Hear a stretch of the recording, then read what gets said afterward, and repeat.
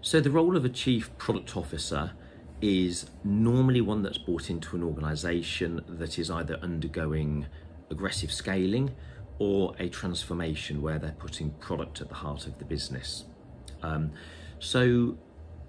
Why at those points of the question, clients often say, why do you have a CPO at the point of scaling?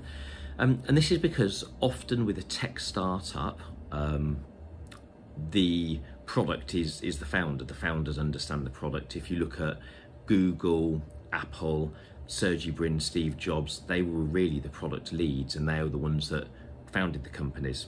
Bill Gates as well, obviously. At a certain point, the founder of the company, though, probably lacks the skills to scale the product, or will be more involved in the company growth and the visionary side of the product. So Steve Jobs' role was to be visionary.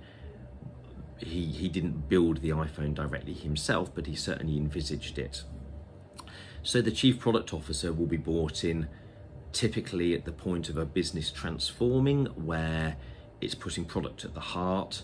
So perhaps a traditional retailer going online, or it will be brought in with a scale-up technology organisation that has got a product to market, has got market share, and then really needs to embed product at the heart of it, put in best product practice, put in a product operations team, and make sure the product is fit for purpose across all platforms and all territories, and allow further aggressive scaling.